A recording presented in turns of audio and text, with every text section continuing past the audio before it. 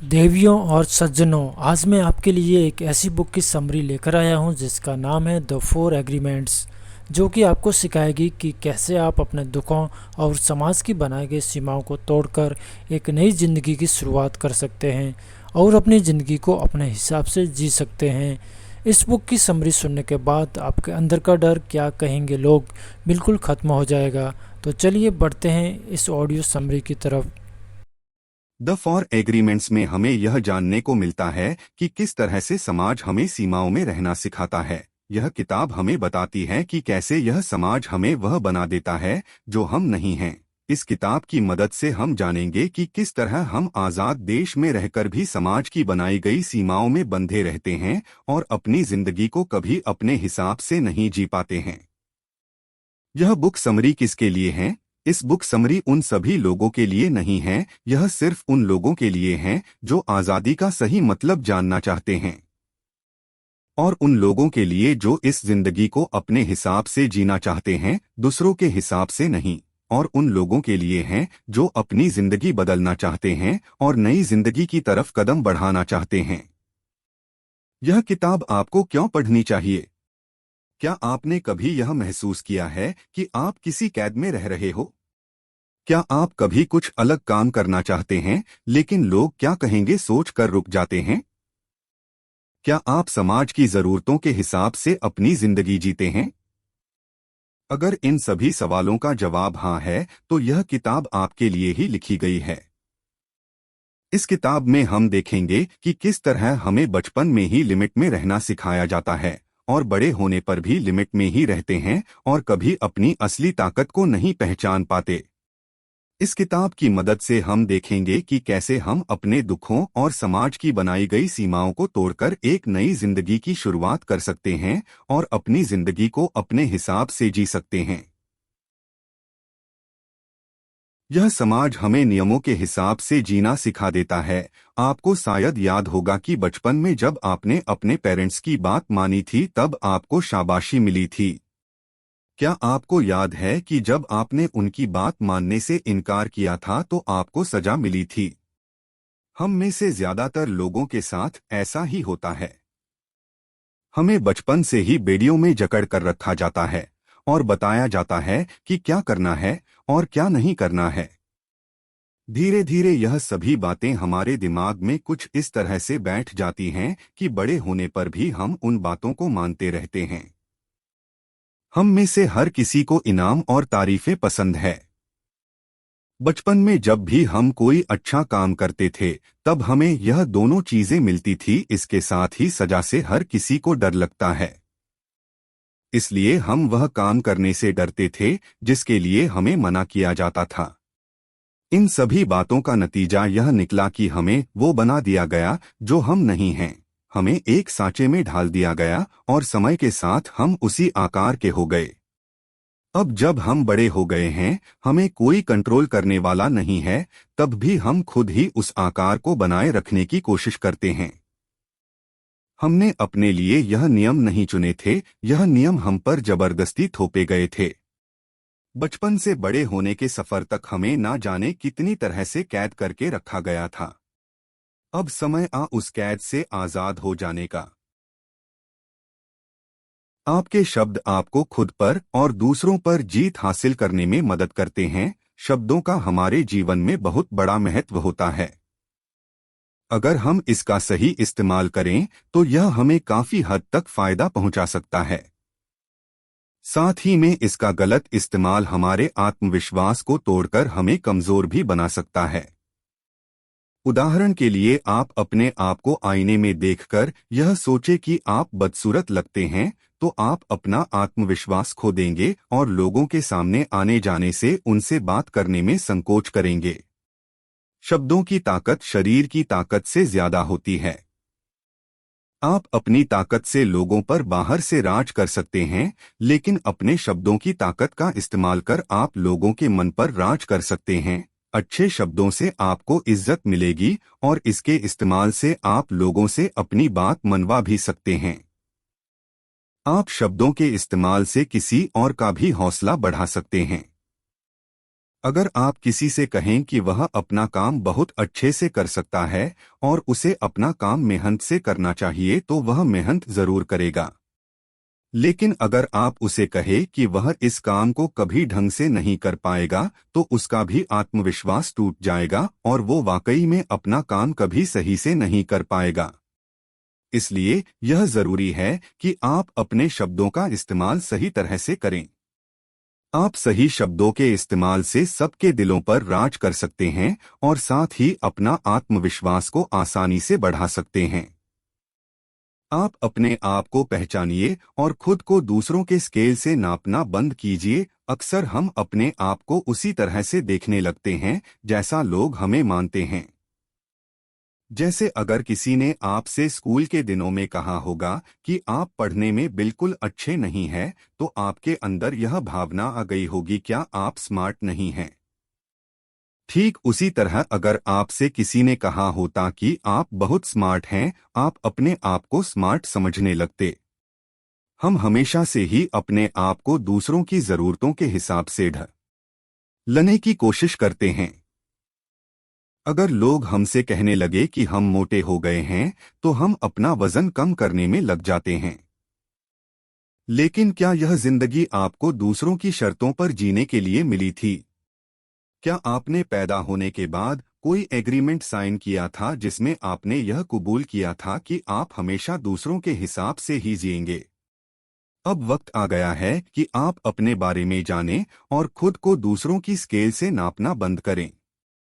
अगर कोई आप पर एक उंगली उठाता है तो आप देखिए कि 3 उंगलियां उसकी तरफ है।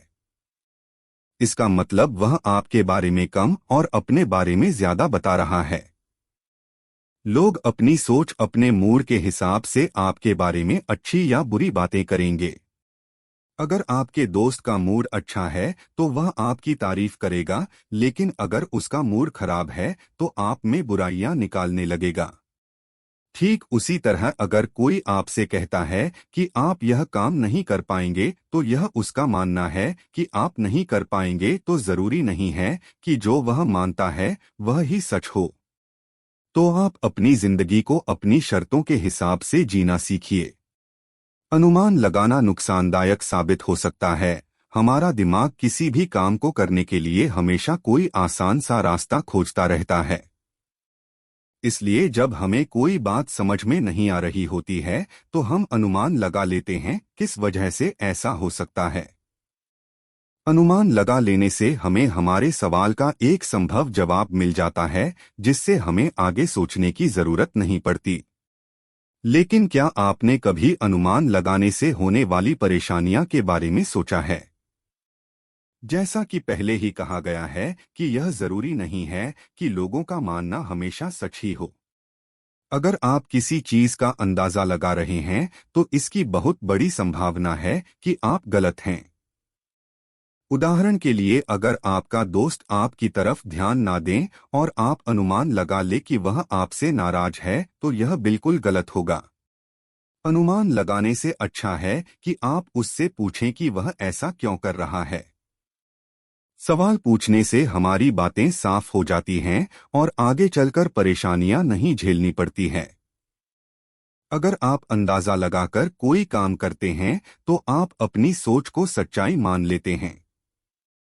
आपको लगने लगता है कि आप जो सोच रहे हैं वही सच है, और जब आप गलत साबित होते हैं तब आपको बुरा लगता है। अनुमान लगाना रिश्तों में दरार डाल सकता है और बनते काम भी बिगाड़ सकता है। इसलिए यह जरूरी है कि आप अनुमान लगाने से बचें।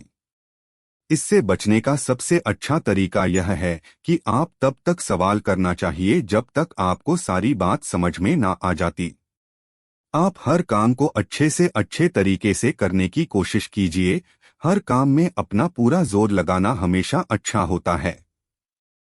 अब चाहे वह आपकी पढ़ाई हो या फिर आपकी नौकरी, अगर आप हमेशा अपने काम को अच्छे से अच्छे तरीके से करने की कोशिश करेंगे तो हारने पर भी आप खुद को दोष नहीं देंगे। लेकिन अगर आपने पूरी कोशिश नहीं की तो हार जाने पर आप हमेशा अपने आप को दोष देते रहेंगे कि अगर आपने उस समय मेहनत की होती तो शायद आप आज सफल होते हैं। ऐसा हो सकता है आप किसी दिन अपना काम बहुत अच्छे से कर ले, लेकिन कभी कभी आप अपने काम में ठीक से मन भी नहीं लगा पाए।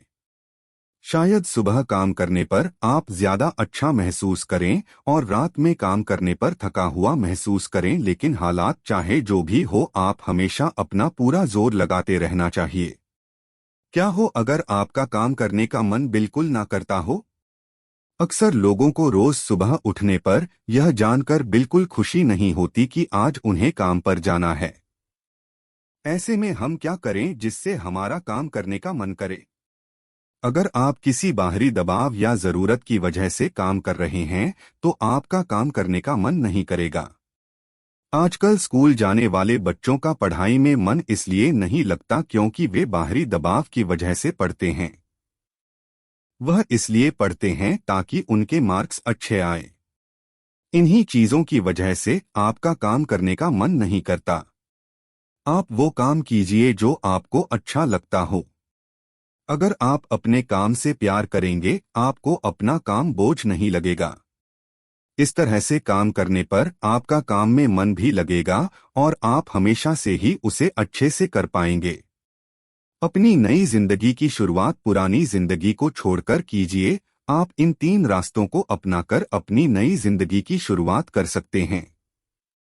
नंबर 1, अपने सपनों को पहचानिए। सबसे पहले आप यह देखिए कि आपके सपने क्या है और क्यों आपने उन सपनों को अब तक पूरा नहीं किया। आप अपनी जिंदगी को अपने सपनों की जिंदगी के हिसाब से जीना शुरू कीजिए, और अगर आपके रास्ते में कोई ऐसी बात आती है जो आपको बचपन में सिखाई गई थी, तो आप उसको छोड़कर आगे बढ़ना सीखिए। आप उन चीजों को पहचानिए जो आपके दुख का कारण है और फिर उनसे धीरे धीरे छुटकारा पाइए। नंबर 2, दूसरों को माफ करना सीखिए। आपके दुख का कारण यह भी हो सकता है कि आपका किसी से झगड़ा हुआ हो या फिर किसी ने आपको बुरा भला कहा हो। आप उसकी कही हुई बातों को अपने साथ लिए घूमते रहते हैं, जिससे आपका दुख हमेशा बढ़ता रहता है। आप दूसरों को माफ करना सीखिए। अगर आपको किसी बात का पछतावा हो रहा है, तो आप खुद को माफ करना सीखिए। आप जब तक लोगों को माफ करना नहीं सीखेंगे, तब तक आप पुरानी यादों में घूमते रहेंगे और आपके अंदर नकारात्मकता आने लगेगी। नंबर 3, हर पल का मजा लेना सीखिए। आप हर दिन को कुछ इस तरह से व्यतीत करिए जैसे वह आपका आखिरी दिन हो। ऐसा करने से आप बस उन चीजों पर ध्यान देंगे जिनसे आपको खुशी मिलेगी, और आप दुख देने वाली चीजों को बगल में रखना सीख जाएंगे।